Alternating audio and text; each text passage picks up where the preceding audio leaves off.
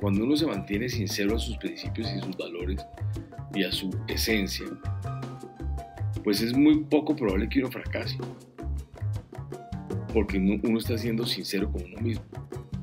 Si yo trato de decir es que mi único objetivo era ser el hombre más rico del mundo, pues voy a fracasar, tenlo por seguro, porque ese no era mi objetivo. Ese no es el objetivo de nadie. Ese es el objetivo de... Hay gente que sí está obsesionada con el dinero y con los bienes materiales. Y lograrán mucho bienestar económico, pero estoy seguro que al final del día no están siendo sinceros con ellos mismos, porque están buscando un prestigio o un reconocimiento o que alguien los alabe o que alguien, cuando realmente lo que se trata y las empresas maravillosas y exitosas, yo creo que son aquellas que sus fundadores no estaban pensando en ellos, sino están pensando en algo mucho más grande que ellos. Hola, soy Nicolas Demeyé, su anfitrión, y esto es Innovadores sin filtro, un programa único para inspirarnos y aprender de los emprendedores, disruptores, rebeldes e innovadores sociales más extraordinarios de América Latina que están liderando la transformación de los mercados, modelos y sistemas tal y como los conocemos. Nuestras invitadas y nuestros invitados nos comparten todo, sin ningún filtro, sobre sus éxitos, fracasos, errores, miedos y secretos para convertirlos en grandes lecciones, soluciones o herramientas que nos permitan superar los retos a los que nos enfrentamos y alcanzar el éxito que queremos realmente. Innovadores sin filtro es creado por Tony Carr, cofundador de Halloran Philanthropies, y Nicolas Demeyé, coach de emprendedores y líderes de alto impacto que quieren conectarse profundamente consigo mismo, transformarse radicalmente para crear una vida auténtica y armoniosa y alcanzar sus objetivos. Nuestro invitado de hoy es Fernando Cortés Macalister, el director ejecutivo de la Fundación Bolívar da Vivienda, una fundación corporativa de un importante grupo financiero en América Latina. Fer ha trabajado en los sectores industrial y financiero, centrándose principalmente en la gestión y el desarrollo de proyectos. Como director de la Fundación Bolívar, Fernando creó y desarrolló uno de los programas de apoyo a emprendedores de alto impacto más relevantes en Colombia, junto con el desarrollo del ecosistema que respalda la inversión de impacto. Ha participado en la creación y dirección del primer fondo de inversión social en Colombia, Inversor. Además, Fer ha colaborado con el gobierno colombiano en el desarrollo de las iniciativas adecuadas para que el ecosistema emprendedor prospere. Su experiencia como intraemprendedor y líder han dejado una huella significativa en el panorama empresarial, de emprendimiento y social de toda la región. Hola Fernando. Hola Nicolás, ¿cómo estás? Estoy muy bien y muy feliz de tenerte aquí en el podcast. ¿Y tú? Muy bien, muchas gracias también por estar acá, muy entusiasmado. Sí, y lo que me emociona es que fue nuestro amigo en común, Tony, que nos presentó, que parece tiene una amistad que tiene mucho, mucho tiempo, ¿verdad? Tiene algunos años, lo conocí en el FLI, cuando el FLI estaba comenzando, el Foro Latinoamericano de Inversión de Impacto estaba comenzando. Conocí a Tony porque era un fanático de Colombia. Después me enteré que estaba casado con colombiana, entonces pues le tocaba. Exacto. Pues mira, Fer, nos emociona mucho tenerte aquí porque tú tienes un perfil de innovador muy, muy particular, ¿no? O sea, tu perfil es como una mezcla entre un emprendedor serial que has cofundado varias empresas y desde hace 15 años estás al frente de la innovación social corporativa en Grupo Bolívar y también como CEO de la Fundación Bolívar. Lo que me llama la atención es cómo llegaste a hacer todo esto, ¿no? Primero serial emprendedor, después en el tema de innovación social corporativa. Cuéntanos un poquito de quién eres y cómo llegaste a hacer todo lo que estás haciendo ahora. Bueno, yo diría que uno va atando o conectando los puntos a medida que va pasando la historia de uno, que uno muchas veces no sabe hacia dónde va o cuál es el siguiente paso o cómo puede ser el siguiente paso, sino uno simplemente está tratando de hacer las cosas bien y siempre manteniéndose sincero a uno mismo, a lo que uno realmente es y lo que uno realmente le gusta, como buscando el ikigai de uno que yo creo que es muy importante. Y pues digamos que atando esos cabos o uniendo esos puntos, yo pues desde, desde muy chiquito, desde muy joven, yo fui una persona que por un lado eh, nací zurdo y en el colegio me hicieron escribir con la derecha, entonces me volvieron derecho. Y yo creo que eso tiene una implicación enorme porque tengo los dos lados del cerebro, yo creo que, digamos que de cierta manera bastante, no sé, formados y la parte creativa del cerebro pues es muy fuerte. Y entonces pues siempre he sido una persona como con mucha disposición a la creatividad y a la innovación y a crear nuevas ideas y pues así ha sido digamos que mi vida no solamente a nivel del sector real, sino también al nivel fundacional y objetos también sociales. Yo creo que por ese lado ha sido una historia desde el comienzo de mi vida, que por eso te digo, lo ato hoy en día, pues digo, pues seguramente por eso estoy donde estoy, porque me fui pues uniendo eso.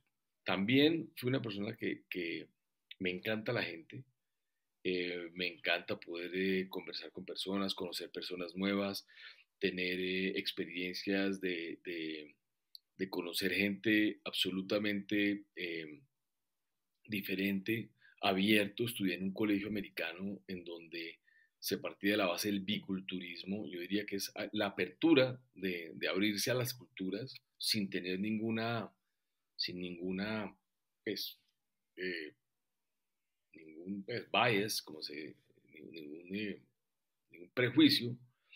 Y eso, y también siendo un colegio, pues obviamente mixto, entonces pues siempre vivimos una cultura de completa libertad, lo que hoy diríamos un liberalismo puro y duro. En mi casa fui educado, mi papá se educó en Estados Unidos, entonces también fui educado con un liberalismo bastante amplio, en donde el primero en levantarse a limpiar los platos era mi papá, entonces pues por defecto, pues tanto mis hermanas como mi hermano y yo, pues no veíamos como una labor de hombre o de mujer, sino simplemente era un quehacer que se tenía que hacer. Y en ese sentido, pues tuvimos una educación bastante liberal y bastante, como yo diría que poco machista. Entonces, pues en ese sentido también me abrió mucha perspectiva para siempre estar abierto a ideas de donde salgan. Y por eso, pues, digamos, en ese sentido mi infancia fue muy así. Muy bien, y tú hablaste de ser muy sincero contigo mismo y poco alineado. ¿Cómo encontraste esta sinceridad? Porque el Ikigai es algo que a veces no mucha gente tiene la suerte de saber cuál es el famoso Ikigai, ¿no? Pero me gusta el término que usaste, ¿no? Esta sinceridad, ¿no? Contigo mismo. ¿Cómo supiste dónde y cómo ibas a ser lo más sincero posible contigo mismo? Pues, digamos que uno nunca sabe eso porque pues todavía no estoy seguro si estoy siendo sincero conmigo mismo. Porque pues obviamente uno tiene una cantidad de ideas, una cantidad de iniciativas que a uno le gustaría decir, ¿será que esta es mi iniciativa o no?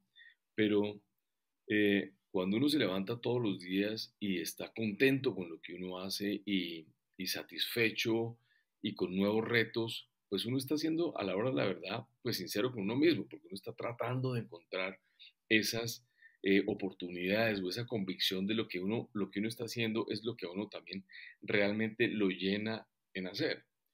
Y, y yo creo que los valores en la familia mía, la familia siempre fueron importantísimos. Lo más importante para nosotros era pues ser una buena persona, un buen estudiante, hacer el mejor esfuerzo, eh, no rendirse jamás, tener mucha perseverancia, sensibilidad y siempre siendo eh, muy generosos y te cuento, digamos, un ejemplo muy bonito de mi familia y es mi abuelo, pues como seguramente muchos, pues trabajó muy duro durante su vida Y uno de sus hijos, que es mi tío, fue un extraordinario jugador de tenis. Era tenista que podía ser fácilmente top 5 a nivel mundial, pero en esa época pues no se, pues no había ni profesionales ni nada de eso.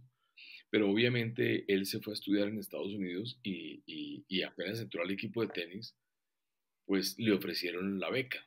Le ofrecieron una beca diciéndole, eh, pues por sus cualidades deportivas, pues lo queremos becar porque usted tiene una cualidad como tenista maravillosa. Entonces él muy entusiasmado llamó a su papá, mi abuelo, y le dijo, mira, yo la verdad estoy muy contento que te hayan ofrecido una beca, me parece extraordinario, un logro maravilloso, tienes que sentirte muy cómodo y muy contento, pero yo creo que esa oportunidad se la debes dar a otra persona que lo necesite más que tú. Y mientras yo pueda trabajar y hacer el esfuerzo por darte la educación, ese déjamelo a mí, ese es mi problema, pero démosle esa oportunidad a alguien más que lo necesita más que nosotros. Y ese tipo como de valores en donde, si uno se da cuenta, la importancia de ese mensaje es, no se trata de poder almorzar dos veces o de poder comer dos veces. Se trata de, una vez comes, está muy bien, y tú tienes que generar ese valor a la comunidad y a la sociedad por principio. No es de abarcar y abarcar y abarcar, sino es de generar valor para que muchos puedan abarcar y que muchos puedan lograr y que muchos puedan llegar. Entonces, pues yo creo que en esos valores y en ese mundo, pues fui criado yo. Entonces, pues una vez atando uno los cabos y uniendo los puntos, pues se da uno cuenta que pues eso me ha llevado a estar donde estoy, básicamente. Ujú. Pero la historia es que antes fundaste empresas, ¿no? Y varias empresas. Entonces, ¿cómo empezaste estas empresas? ¿De qué fueron? Cuéntanos un poquito más de esta Bueno, etapa de tu vida. antes de entrar en esa etapa de la vida, yo creo que tuve una parte muy importante de mi vida porque pues todo esto se va a amarrar con todo lo que es el tema de la importancia del tema de la parte social. Ujú. Eh, y en la parte social, un factor que fue muy decisivo, yo creo que en mi vida, es que cuando me gradué del colegio, me tocó prestar el servicio militar obligatorio. Prestar Ujú. servicio militar en Colombia pues sigue siendo obligatorio, pero pues generalmente las personas o digamos que las personas de eh, capacidades económicas relativamente buenas o muy buenas, pues no prestan servicio militar porque pues o pagan o lo sacan. Eh, en mi caso fue diferente, en mi caso fue más o menos con la disciplina de mi casa fue, si lo seleccionan, lo presta. Y yo presté un servicio militar en donde lo que le enseña a uno o lo que me enseñó a mí fue que tú pasas a ser la base de la pirámide de un día para otro, porque todos los soldados pues entran siendo soldados y es la base de la pirámide de un ejército o de unas fuerzas militares. Y esa situación en donde también conocí mucha gente pues muy desfavorecida comparado con mi suerte que había tenido durante toda mi vida y con mis pues mis nexos, mi familia, mis conexiones, todo eso que yo tenía, pues no lo tenían el 99% de los que estamos ahí. Entonces ahí también se empieza a dar uno cuenta que cómo es de importante generar oportunidades, generar esa equidad, generar la oportunidad para que desde el partidor puedan salir la gente. Y eso yo creo que me ha marcado bastante durante la vida porque uno también eso hace que se dé cuenta de la suerte que uno tuvo. Es solamente la suerte de que los padres de uno lo hayan querido a uno, lo hayan amado. Eso es una ventaja competitiva enorme. Y de ahí para adelante, pues imagínate tú. Entonces, ya teniendo en cuenta, pues como todo ese perfil mío, digamos, como ser humano, siempre fui pues muy inquieto desde la universidad, pues en la universidad con unos amigos montamos una empresa de confecciones que buscábamos eh,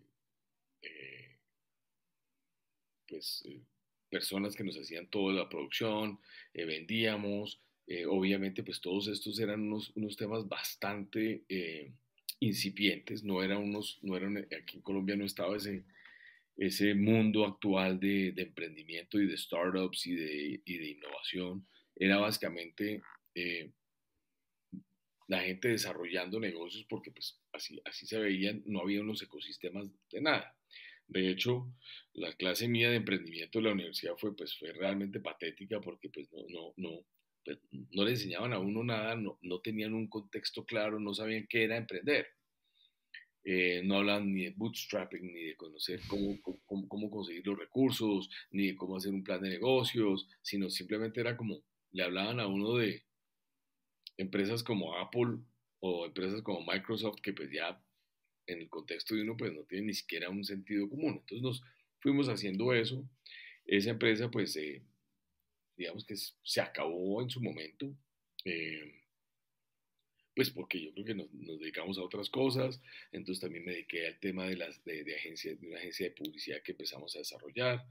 Dentro de la agencia de publicidad era, digamos que era previo al Internet, y yo siempre pensaba, ¿cómo hacemos para que el Internet o cómo hacemos para que yo pueda estar en línea con el cliente e ir modificando lo que el cliente va solicitando de los requerimientos? Estaba en una especie de agencia de publicidad, eh, estudio de diseño.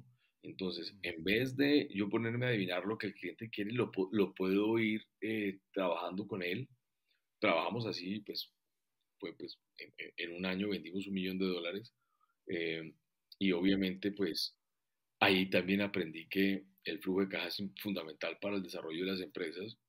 Y obviamente, pues, no nos fue muy bien porque pues nos quedamos sin caja, eh, no administramos bien las ventas y pues la empresa se quebró. Y eventualmente pues que eso es parte de la vida, ¿no? Pues unas veces es como, unas veces le pega y hay veces no, pero aprendimos muchísimo de todo este ecosistema de la importancia del flujo de caja y de la caja en las empresas y el manejar las finanzas. De ahí estuve pues trabajando, ya me fui al tema de impresión. Ahí montamos como una especie de imprenta. La imprenta, cuando me empezó a ir muy bien en la imprenta, los dueños de otra imprenta me contrataron. Yo no tenía un sueldo, pues un muy buen sueldo en la empresita nuestra, entonces me tocó más o menos retirarme y manejar esta empresa de cajas plegadizas, que son las cajas como las de Kellogg's y las cajas de crema dental y ese tipo de cajitas. Y también crecimos la empresa, la volvimos una empresa mucho más competitiva y de ahí también me fui a trabajar a una empresa de industria de alimentos en donde duré un año y ahí me di cuenta que yo necesitaba como una maestría para fortalecer mis bases en temas, yo diría que más hacia el mercadeo y las finanzas, sobre todo a las finanzas para el emprendimiento, y no para las finanzas corporativas, sino para las finanzas para el emprendimiento, para entender claramente cómo funcionaba un PIG, las herramientas que podrían brindar los estados financieros y los flujos de caja. Y entonces ahí pues hice una maestría en Estados Unidos. Y después volví y ahí entré a trabajar en Johnson Johnson, una empresa multinacional. No era yo persona para multinacional, entonces pues como a los 3 años me retiré y ahí montamos una empresa súper linda de, de exportación de flores, en donde exportábamos flores en 24 horas. Eh, También empezamos a funcionar muy bien en eso. De hecho, me fui hasta el presidente de FedEx y le dije que montáramos, que fuéramos socios. Y él se sorprendió y me dijo, ¿usted quién es? Y yo, no, tengo una idea, me parece chévere presentarle esta idea. Y el tipo me dijo, well, you have balls. Entonces ahí continuamos tratando de hacerlo por circunstancias de la vida y los mercados. El dólar el peso se apreció muchísimo contra el dólar, entonces empezamos a hacer una situación muy compleja. Entonces tocó pues cerrar. Y bueno, y así ha sido mucho, pues también monté una cervecería que luego se la vendimos a otra empresa. Y en fin, pero, pero yo diría que lo más Eh, lo que más me ha llenado también después de todo esto es haber comenzado nuestro programa de Emprende País en la fundación, es de ayudarle a los emprendedores a volverse empresarios y que tengan una empresa que tenga un desarrollo económico sostenible. Y en eso, pues, ahorita han pasado unas 500 empresas por el programa, de las cuales hoy venden un poquito más de 1.2 billones de dólares. Entonces, bueno, 1.200 millones de dólares para que seamos hablando en español, 1.2 billion. Y eso solamente en impuestos genera cualquier cantidad de beneficios social. Adicionalmente, más de 26.000 empleos. Eh, y eso ha sido, pues, generar eso que yo nunca tuve de ese apoyo al emprendedor, para que hayan muchos emprendedores que a pesar de que puedan fallar, que también puedan ser exitosos. Entonces, pues eso digamos que ha sido también parte de lo que hemos venido haciendo. Eh, También dentro de la orquesta, dentro de la fundación montamos una orquesta que hoy en día yo creo que es la orquesta joven o juvenil más importante, yo diría que top del mundo, que entre otras la semana entrante se va a presentar en la Filarmónica de Berlín en Alemania. Y eso es, pues, digamos que es darles oportunidades y creer plenamente en que el talento está en todas partes y se sorprende de uno de dónde aparece. Ujú, ujú. Cuando te escuchaba me estaba diciendo que tienes las fundaciones, ¿no? Y escuché muchas fundaciones que vienen en tu familia, ¿no? Estos valores, estos principios, este principio muy fuerte de generosidad y de dar al otro y de no comer, de no almorzar dos veces. Tú, naturalmente tú tienes esta mente muy creativa, te interesa estar con la gente, te interesa diferentes culturas, ¿no? Y después escuché como un poco más sobre estas fundaciones, hubo como ataste puntos a través de tus experiencias, ¿no? A partir de el ejército, ¿no? Que te hizo convivir con gente. Tú estabas en la base de la pirámide y pudiste convivir con gente de la base de la pirámide social, ¿no? Y también escuché que te abrió los ojos. Y después todas estas experiencias de emprendimiento, donde aprendiste muchas cosas, ¿no? Tanto desde la importancia del flujo de caja, o de cómo vender, o cómo hacemos para que, pues, cómo nos impacta la tasa de cambio, ¿no? Peso dólar, por ejemplo, y también todo lo que aprendiste con la maestría. Entonces, como fundaciones muy fuertes, o sea, que tú sabes un poco quién eres y después te fuiste evolucionando, creaste varias empresas y cuando te escuchaba decía, pero ¿cómo creas una agencia de publicidad, una empresa que exporta flores, una cervecería, no sé, una empresa de impresión, una imprenta, ¿no? Entonces, como varias empresas que cuando los ves, o sea, yo me decía, pero me dices que estás atando los puntos, pero ¿cómo atas todos estos puntos, estas experiencias que al final te hicieron llegar a donde estás ahora, ¿no? En este tema. Sí, yo diría, Nico, que yo creo que parte de haber encontrado eso es que uno, yo estaba mirándolo desde el punto de vista equivocado. Yo quería una empresa porque me iba a dar libertad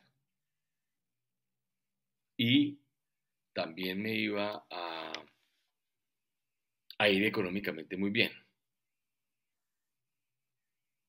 Y yo creo que todas estas experiencias lo que me enseñaron es, no se trata, por un lado, no se trata de uno, se trata de resolver un problema real y se trata de los demás. Se trata de crear algo que sea más grande que uno. Se trata de dejar un legado más grande que uno.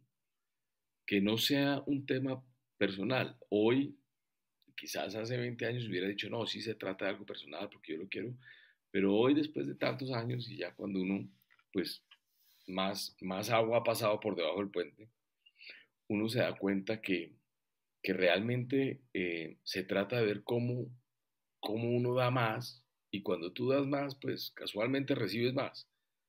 Y, y eso ha sido, yo creo que la unión de esos puntos ha sido eso, es Y por eso te digo que hoy en día es fácil, y digamos yo a mis hijos les trato de siempre decir, haz hoy bien las cosas, mañana se va a encargar de mañana, porque si uno está tratando de pensar en cómo va a estar yo en 10 años, pues nadie sabe.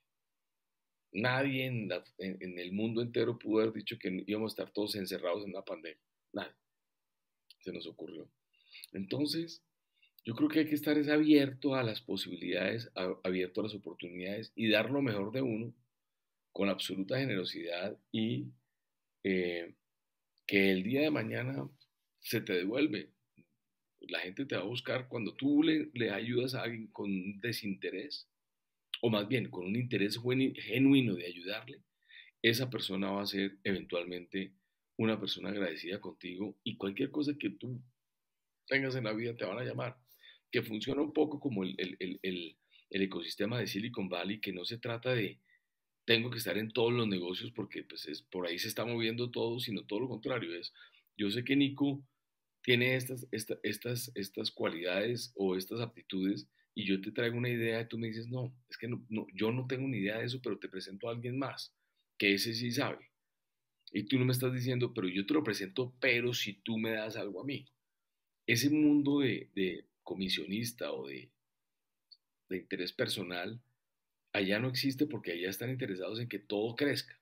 Entonces, tú la próxima vez que yo tenga otro tema que hable con otra persona, yo también voy a decirle, ese lo hablan con Nico. Y ese ecosistema de formar esos conectores en donde hay un interés es por resolver algo o por ir a algo más grande que uno, no se trata de que digan, Fernando Cortés está ahí o Steve Jobs estaba ahí, no, se trata de decir es, ¿qué puedo aportar yo? Y en eso yo creo que ahí es donde uno también se devuelve y dice, ese era mi ser sincero conmigo mismo. Mm. ¿Cómo te diste cuenta porque quiero reconocer este momento que reconociste me equivoqué.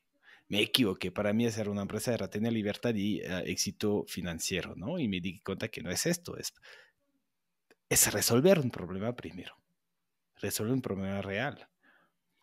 ¿Cómo te diste cuenta de esto? Nuevamente yo diría que uno se da cuenta después, ¿no?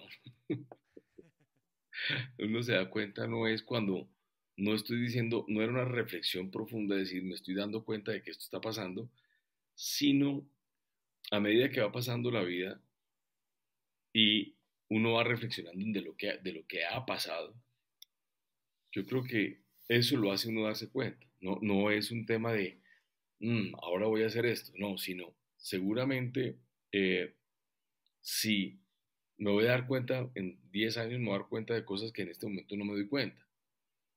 Eh, pero cuando uno se mantiene sincero a sus principios y sus valores y a su esencia, pues es muy poco probable que uno fracase, porque uno está siendo sincero con uno mismo. Si yo trato de decir es que mi único objetivo era ser el hombre más rico del mundo, pues voy a fracasar, tenlo por seguro, porque ese no era mi objetivo. Ese no es el objetivo de nadie. Ese es el objetivo Hay gente que sí está obsesionada con el dinero y con los bienes materiales eh, y lograrán mucho bienestar económico, pero estoy seguro que al final del día no están siendo sinceros con ellos mismos, porque están buscando un prestigio o un reconocimiento o que alguien los alabe o que alguien, cuando realmente lo que se trata y las empresas maravillosas y exitosas, yo creo que son aquellas que sus fundadores no estaban pensando en ellos, sino estaban pensando en algo mucho más grande que ellos. Entonces tuviste estas experiencias de empezar varias empresas. Después te vas a ampliar con un corporativo enorme. Después contar cómo hiciste el brinco del emprendedor hasta el empleado. ¿Cómo hice el brinco? Eh, y yo diría que aquí hay otro punto bien importante y es ser emprendedor no es ser empresario ni tener empresa.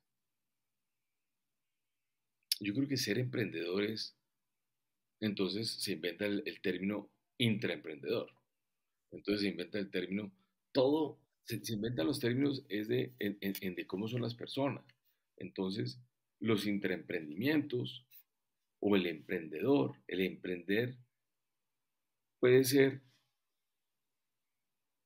desde adentro, como empleado, como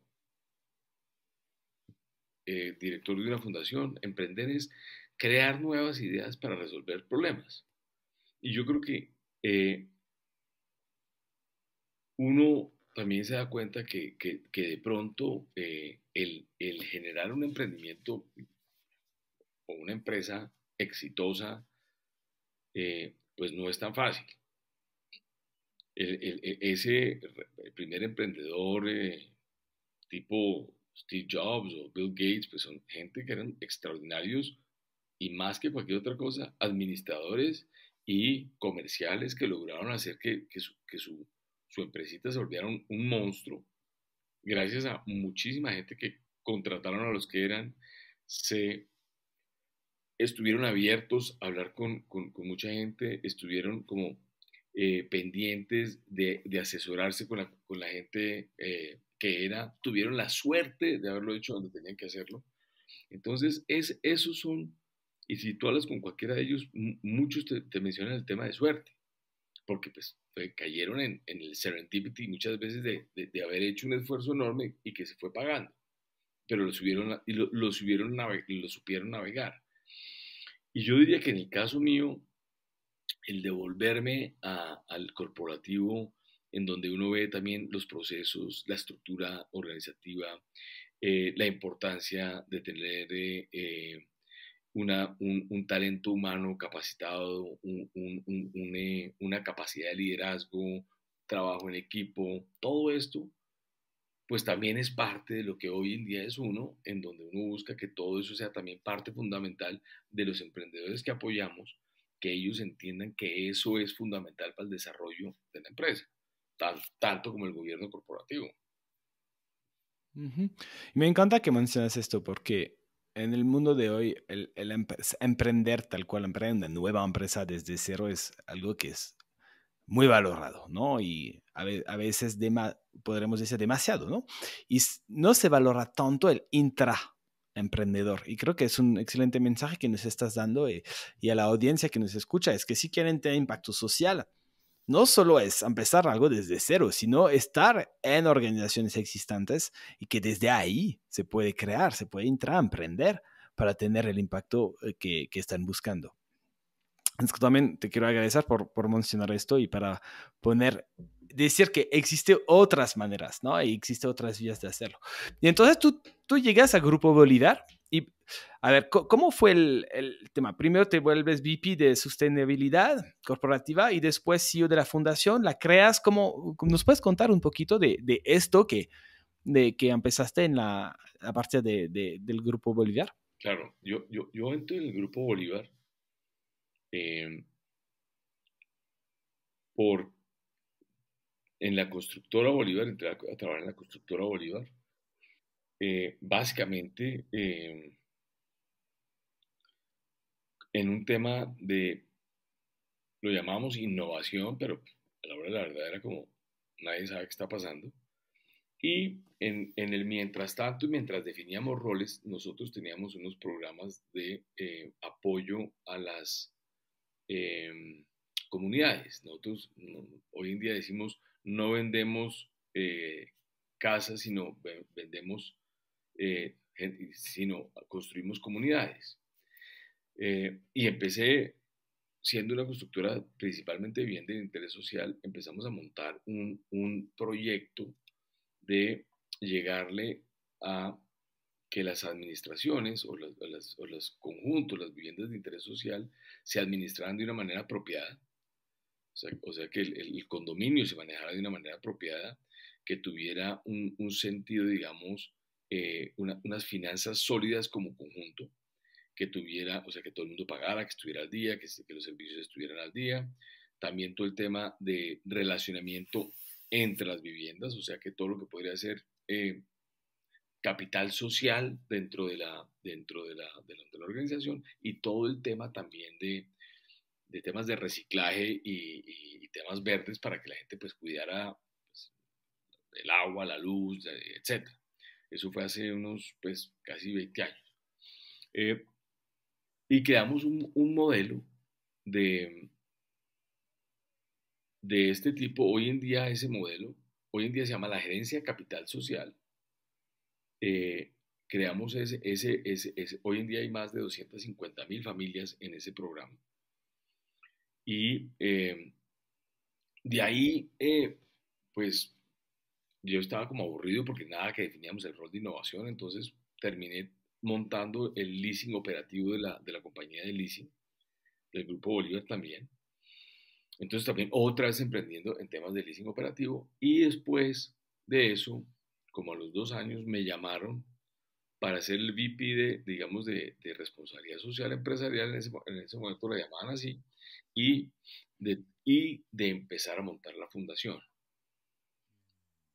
Entonces, pues era como, todos eran como unos startups para mí, porque pues no había nada, no teníamos nada, habíamos empezado a montar todo este cuento y empezamos así a desarrollar eh, lo que debería ser la fundación. Y ahí creamos, digamos que varios, y digamos que han sido todos creaciones de nuevos proyectos, que es un tema que por eso te digo, me encanta, porque estoy haciendo lo que me gusta, que es crear e innovar en cualquier tema, en temas de estos, sobre todo de impacto. Y ahí entonces nos metimos, una de las cosas que siempre yo vi, y pues leyendo mucho también me ha encantado leer toda la vida, entonces pues he leído mucho, todo el tema del desarrollo económico como parte fundamental del desarrollo social. Entonces la fundación tenía que tener eso. Entonces por ahí montamos, y además que yo lo había hecho, lo sabía hacer, sabía los vericuetos de muchas cosas, y montamos nuestro programa de emprendimiento. También que nosotros veníamos trabajando con organizaciones sociales como Grupo Bolívar desde de la A a la Z, había desde el derecho a nacer hasta el derecho a morirse, y por ahí pasaban todas las causas. Pero la causa que las unía todas era su capacidad de gestión, sus capacidades organizacionales como organización. Entonces para mí lo más fácil era mandémoslas a un programa de emprendimiento, así no vendan nada, pero cambiémosles la mentalidad de que piensen en valor, en caridad por valor económico, por valor social. Y hemos venido, y ahí montamos nuestro programa de Aflora, que es un programa que también trabaja con organizaciones sociales para ayudarles a convertirse en organizaciones sostenibles. Eh, Hoy en día han pasado más de 3.500 organizaciones por ahí, eh, fortaleciéndolas para que tengan un mayor impacto social pues, la comunidad. Entonces yo creo que, como puedes ver, pues todas son muestras como de intraemprendimientos en donde uno va generando como el trabajo en equipo, las ideas, los programas, el norte, pero a la hora de la verdad hoy en día, pues las personas que lo manejan hacen un trabajo extraordinario, y yo creo que eso ha sido gracias al trabajo en equipo y la capacidad de uno de delegar y de desprenderse de su idea.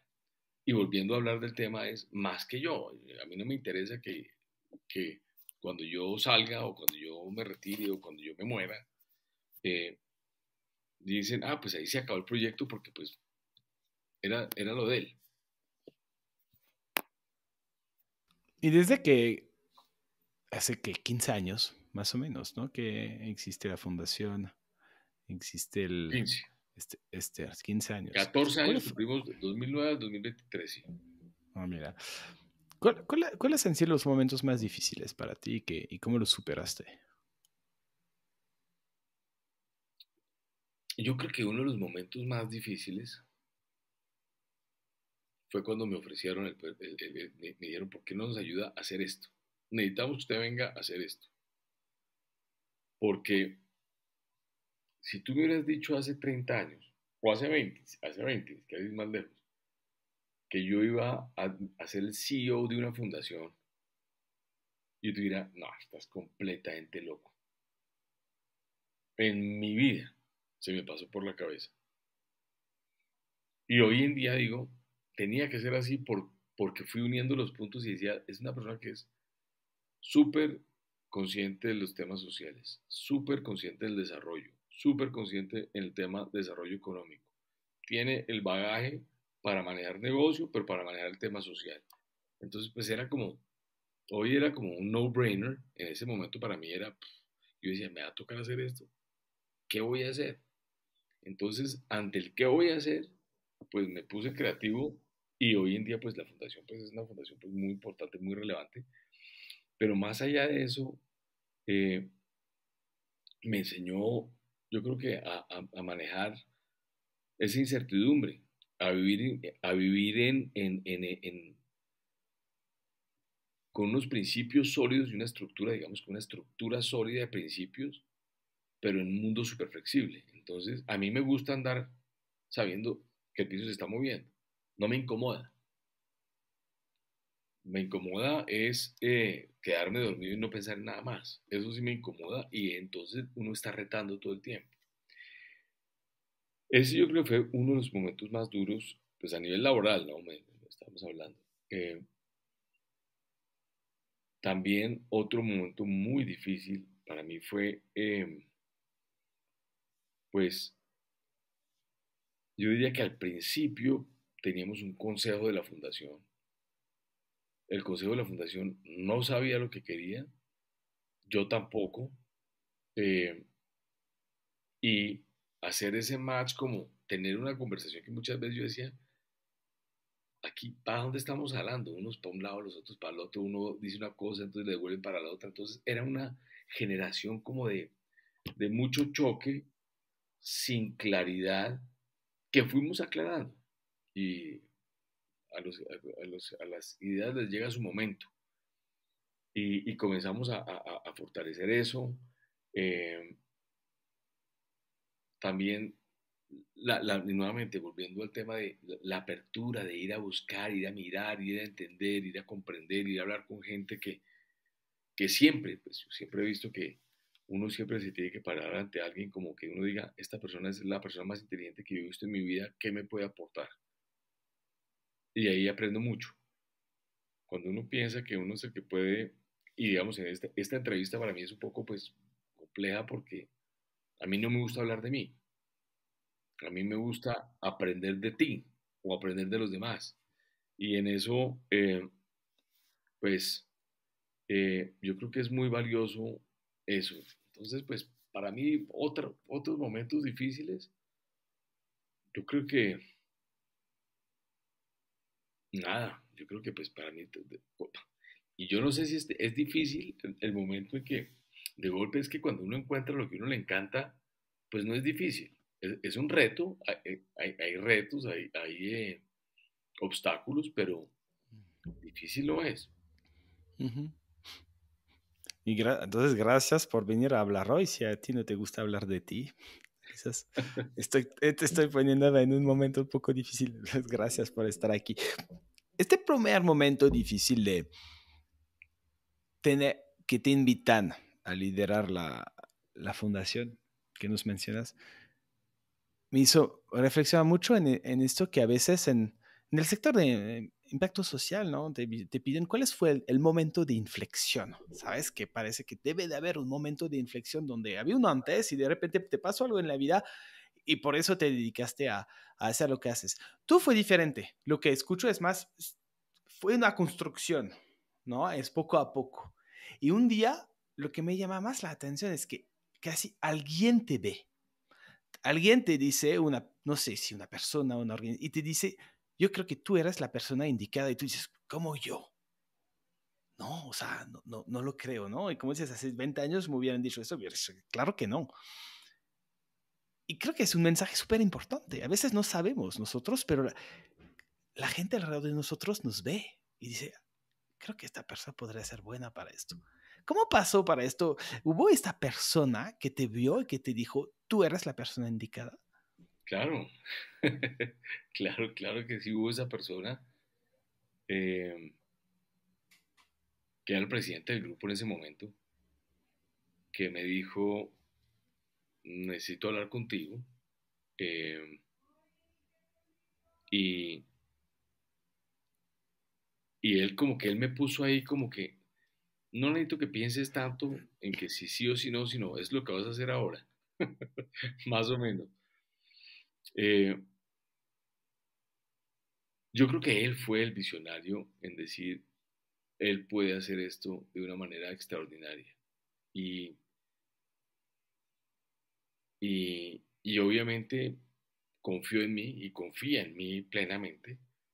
Y yo creo que esa confianza, pues no tengo cómo pagarla porque pues realmente es como si me hubieran mandado a manejar la NASA y él me dice, pues, uf, pues lo hago, pero hey, no soy yo el indicado.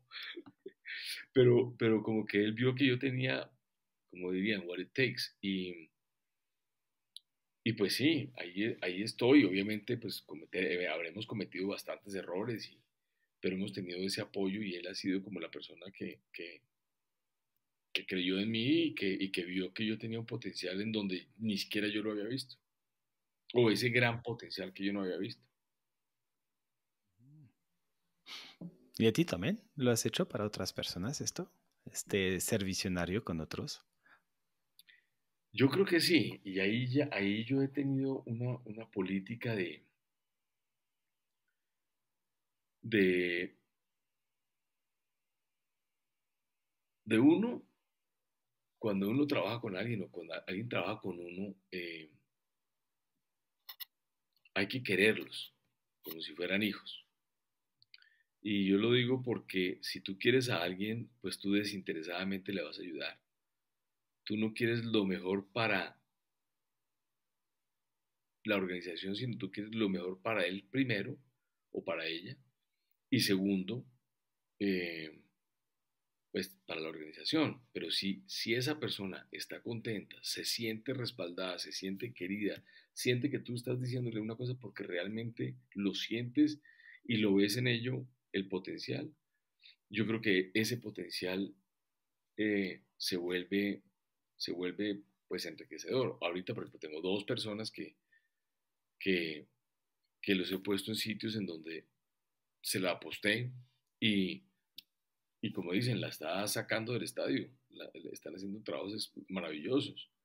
Hay gente que me ha dicho, me voy a ir de la organización, ¿tú qué opinas? Y yo les he dicho, pues a nosotros nos harías mucha falta, te extrañaríamos, te echaríamos de menos, pero yo creo que la mejor decisión que tú puedes hacer en este momento de tu vida es irte para eso que estás haciendo. Entonces son personas que quedan eternamente agradecidas con uno porque uno les está guiando no por el bienestar de mi organización, sino por el bienestar de ellos. Y yo creo que eso es muy valioso. Entonces, eh, y yo creo que de eso se trata. Y yo creo que el liderazgo también se trata es de coger personitas y volverlas superpersonas. Que no es fácil porque pues Claro, claro. Y entonces, 14 años de fundación, ¿cuáles son a ver, después de los momentos difíciles, los momentos que te dieron más orgullo en la fundación? eh,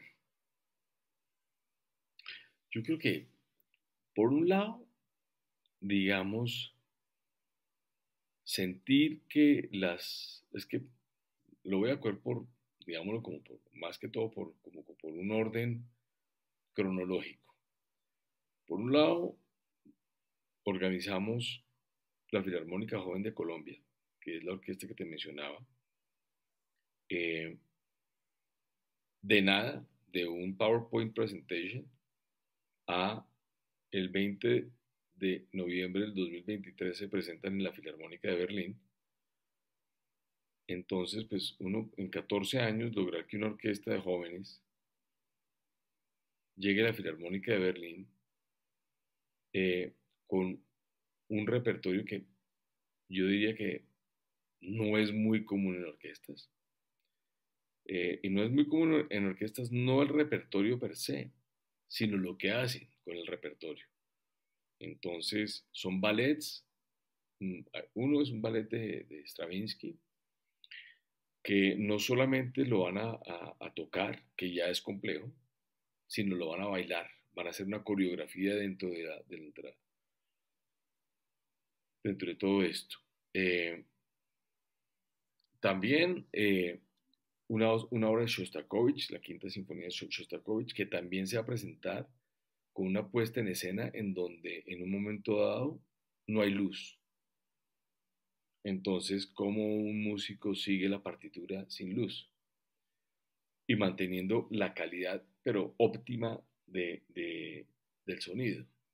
Que tú parece que estuvieras como si alguien hubiera dejado un equipo de sonido o un parlante y se hubieran ido, que es la perfección. Entonces, pues, es haber hecho eso, es un logro tras logro, tras logro, tras logro. Ya esa orquesta ha tocado en las mecas de la música sinfónica en el mundo, en Viena, en Alemania, en París, ahorita va a tocar en París, en la Filarmonía de París. Eh, entonces, pues, eso es un logro enorme, no solamente como proyecto, sino como colombiano, porque es lograr que la selección Colombia de músicos logre llegar a unos estadios que jamás nos hubiéramos soñado. De hecho, hace 8 años, yo fui a la Filarmónica de Berlín, me reuní con los directivos de la Filarmónica de Berlín y les conté de nuestro proyecto, además que pues obviamente tiene toda una parte social. Esta orquesta afecta directamente a más de 9.000 niños que están dentro del sistema de orquestas en Colombia. Pero eh, les pregunté que, pues les conté y me dijeron, miren, la verdad es que aquí tocan orquestas de verdad, más o menos me dio a entender. Usted es muy querido, muy de la casa, pero aquí tocan orquestas de verdad. Entonces, gracias por venir y más o menos beso en la frente y venga, le muestro los baños que son súper chéveres aquí y todo, y uno. Y 8 años después, pues estamos aquí. Entonces, eso muestra que uno, pues perseverar, mantener el rigor y la disciplina de hacer las cosas, te van obteniendo resultados. Entonces, para mí no hay un gran, ¡wow!, sino que todo se va volviendo en temas importantes, espectaculares. Por ejemplo, el tema de los emprendedores nuestros. Eh, eh, Montamos nuestro programa Emprende País y en esas llegó un día Simón Borrero en un proyecto de ellos que se llamaba Iluminamos o algo así, una empresita de ellos, y ese proyecto terminó siendo Rappi. Y no estoy diciendo que nosotros hicimos nada para hacer Rappi, simplemente que él entró al programa Nuestro Emprendimiento y ahí, que es un programa con mentorías y altos directivos del Grupo Bolívar, y el hoy presidente de la vivienda del banco fue el mentor de Simón. Y se volvieron muy amigos y hoy el banco hace todo el back office de banca para Rappi. Pero esos son logros que uno dice, qué maravilla lo que está pasando, pero más que el logro son pequeñas historias que han ido sumando. Por ejemplo, el tema de inversión de impacto, donde conocí a Tony con el tema del FLI. Montamos el primer fondo de inversión de impacto en Colombia con todas las regulaciones de la Superintendencia Financiera, donde de hecho Tony fue inversionista con Halloran Philanthropies y, y fue también apostándole a algo que decíamos, ojalá funcione. Entonces, yo creo que ese también fue un logro muy bonito, haber logrado meterle el tema de inversión de impacto en Colombia, empezar como decimos acá, a echar machete para que el que viene de atrás pueda hacerlo. Eh, entonces, pues también son unos logros pues, espectaculares. Eh, También llegar, por ejemplo, es que son logros que uno no se da cuenta, pero llegar a comunidades que están son bastante rurales a que tengan eh, un modelo de asociatividad y desarrollo económico en donde empiecen ellos a sentirse superpoderosos, que puedan vender, que salgan a vender, que sea ese entusiasmo. Y a pesar de que no sean muchos, en este momento pues son unas 66 asociaciones que venden casi 3 millones de dólares o 4 millones de dólares casi. eh, que pues no es el valor, sino es el cambio en la persona, el cambio en las comunidades, lo podemos hacer, el desarrollo económico vital de la comunidad y del territorio, pues eso también pues, se llena uno de muchísimo orgullo, de, pues es que hay tantas cosas que uno va mirando por el camino pues, que todas van sumando un cúmulo de cosas lindas, pero pues son muy valiosas. Ujú, ujú. Bueno, muchas felicidades. Es muy, muy inspirador lo que, lo que Mm. acabas de contarnos. ¿Y qué sigue para ti? Sabiendo que a ti, que dices, quién sabe dónde vamos a estar en 10 años, tenemos que dar lo mejor de nosotros en el día de hoy. Sin embargo, un poco a dónde vas, dónde te gustaría estar o hacer en 10 años. Pues a mí todo el tema del impacto social me encanta. Eh, a mí me encantaría seguir fortaleciendo pues todo este ecosistema, seguir desarrollando proyectos, seguir desarrollando empresas y las empresas todos los días más enfocadas en esa creación de impacto social, en esa creación de un valor en pro del desarrollo ecológico y verde, eh, de ayudarle a más gente a ser mejores personas. Yo creo que yo me veo en eso en 10 años. Exactamente en qué, me cuesta muchísimo trabajo decirte. De golpe sigo aquí en la fundación, de golpe, pero no me preocupa. Digamos que no me preocupa porque sé que donde esté voy a estar haciendo estas cosas que para mí son mi esencia, que es eh, ser una mejor persona, ayudarle a los demás, fortalecer que las personas tengan un mejor pensamiento, más crítico, menos pasional y más proactivo, y de verdad construir un mejor mundo. Eso va a ser seguramente mi esencia en donde esté. Y tengo tantas cosas que podríamos hacer que creo que me va a faltar una vida. ¿Y dónde está tu creatividad estos días? ¿Cuál es si nos puede dar un poquito decirnos un poco en qué estás creando algo nuevo ahora? En este momento, pues hay varios proyectos, pero yo diría que uno muy importante es todo el desarrollo del bilingüismo,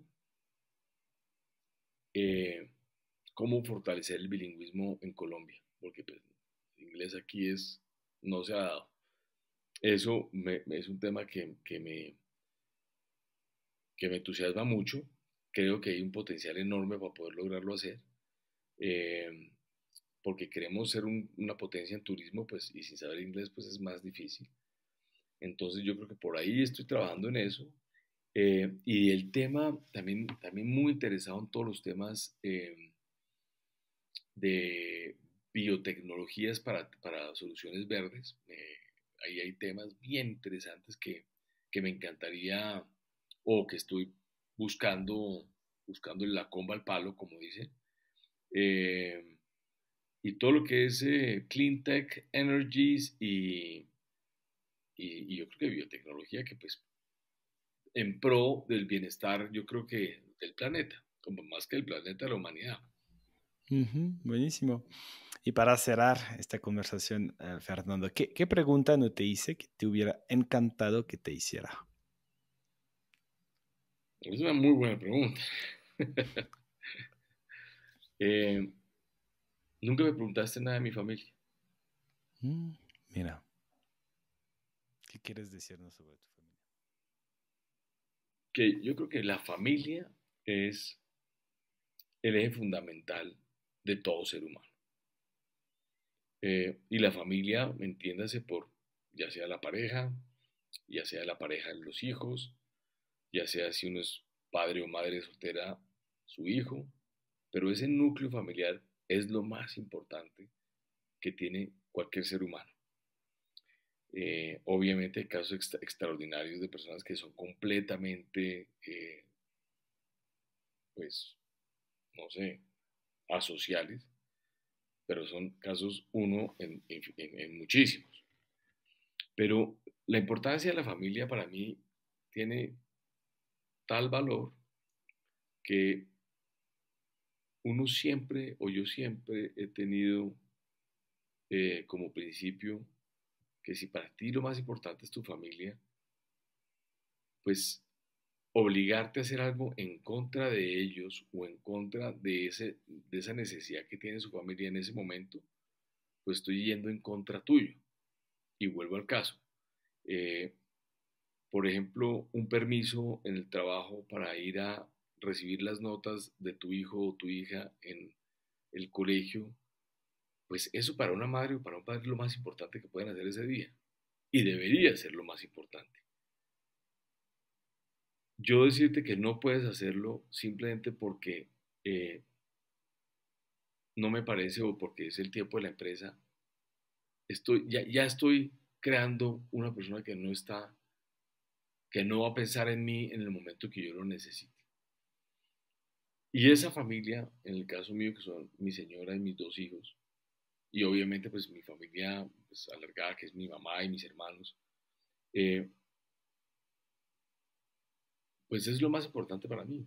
Y yo creo que cuando y vuelvo al tema de cuando uno se mantiene sincero a uno mismo, esa familia es la que le debe estar recordando a uno que lo más importante que tengo son a ellos, porque los voy a tener toda la vida. Entonces no los puedo descuidar. Tengo que ayudarlos, guiar a mis hijos, tengo que preguntarles, tengo que aprender a dejarlos ir, tengo que ser la buena compañía con mi señora, tengo que ayudarle a que ella también salga adelante en las cosas, en sus sueños, construir sueños entre los dos, construir una familia todos los días más sólida a pesar de todo lo que, a pesar de todos los problemas que uno tiene, porque pues todos somos humanos y todos tenemos encontrones o choques, pero uno sí tiene que tener esa capacidad de, de estar siempre muy consciente de que tener una familia es una bendición y como eso hay que tenerlo muy en la prioridad. Entonces, pues esa sería la pregunta que yo me hubiera hecho. Eh, no sé por qué los quiero tanto, no sé. A lo que acabas de decir, porque es lo más importante de cualquier ser humano. Y me encanta que acabamos así, porque empezamos con la familia, empezamos con estos valores que te inculcó tu familia, con la historia de tu tío y la respuesta de tu abuelo sobre la beca que le habían dado. Y acabamos con esto resaltando la importancia de la familia. Entonces, muchas gracias, Fer. Muchas gracias por compartirnos todo, por compartirnos tu historia, compartirnos tus aprendizajes y hasta tus momentos más difíciles y cómo los superaste. La verdad, creo que este mensaje de cualquier puede emprender en cualquier situación, que estés así empezando desde cero un proyecto o dentro de una organización, de un corporativo, de una empresa, sí se puede. Y desde montar una filarmonía hasta montar un programa para emprendedores o un programa de bilingües, ¿no? Para volver un país bilingüe. Pues me encanta. Muchísimas gracias por compartir todo esto con nosotros. Sí, Nico, muchas gracias a ti. Yo creo que eso que mencionabas ahorita de emprender, y es que una buena idea, bien sustentada, siempre va a tener oídos, siempre va a haber alguien que te va a escuchar. Y si tú estás en una organización y eres emprendedor y haces algo que tú estás seguro que puede ser bueno para la organización, uno debe plantear la idea. Si la organización no la quiere aceptar o simplemente no está en el momento, pues uno puede tener, ya por lo menos uno está empezando a generar las ideas y puede ser más fácil emprender en ese momento o esa misma idea puede ser tu base de emprendimiento. Pero siempre, y yo creo que también ser muy transparente en todos estos temas porque lo peor que uno puede hacer es uno hacer una cosa sin que haya un conocimiento de la otra, por decir algo. Si yo me voy a montar un negocio dentro del negocio que yo manejaba y yo nunca lo comenté simplemente porque dije, no, ya, este va a ser mi negocio eso está haciendo uno desleal con la organización que le ha ayudado a uno. Y yo creo que pues si uno la plantea y la idea está ahí y la gente no quiere y uno pues dice, pues les molesta que yo la haga, puede ser también. Pero yo creo que dentro de cualquier organización siempre hay un momento para uno emprender en cualquier facción. Pues muchas gracias, Fer. Nico, a ti muchas gracias.